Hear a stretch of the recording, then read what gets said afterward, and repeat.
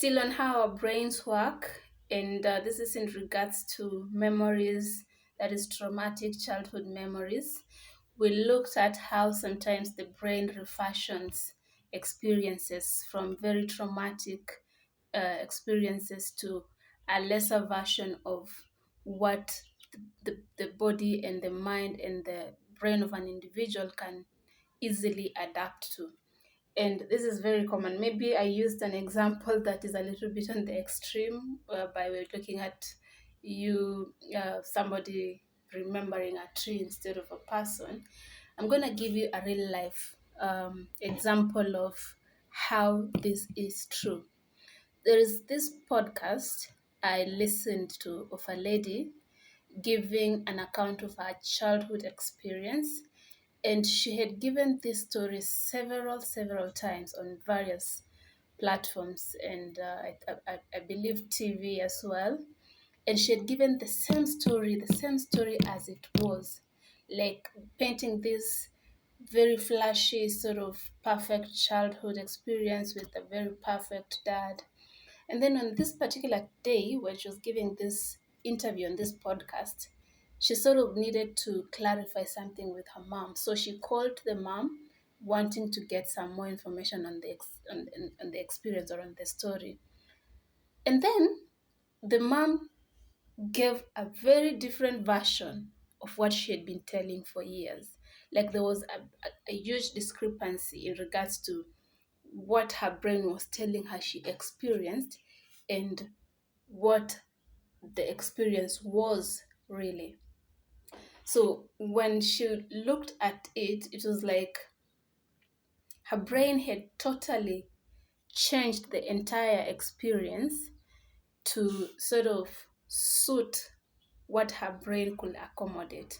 Because whatever they had gone through as children was not very pleasant, and her body sort of could not, or her mind could not fathom remembering it as it was.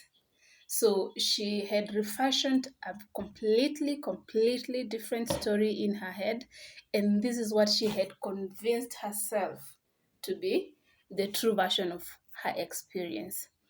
But now, what is really interesting is how, despite the fact that her brain had fashioned this very different version of the experience, there are certain behaviors or sort of emotions or feelings that she still had that were the opposite of what her brain was talking of as the experience. And she was showing some of these physical marks on her body that came as a result of her dealing with those experiences and how hard it was. Like basically, she was actively engaging in self-harm, physical harm. And at the moment, it was not very clear why she was engaging in this, because it was not clear.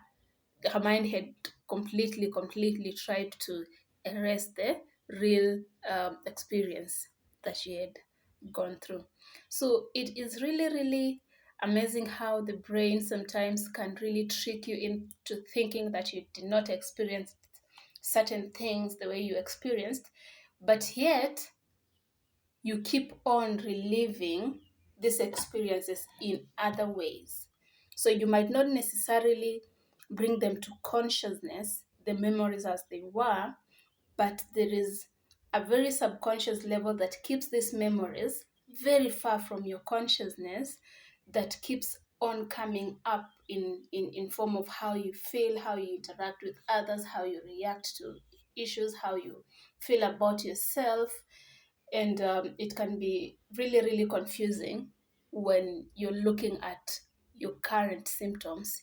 For example, when you're looking at the kind of things you're going through and you're trying to remember what exactly could be causing this, and your brain has totally tried to erase that from reality, it is really important to stay open-minded when you are in therapy, because there is a chance there is so much your brain is hiding from you, right?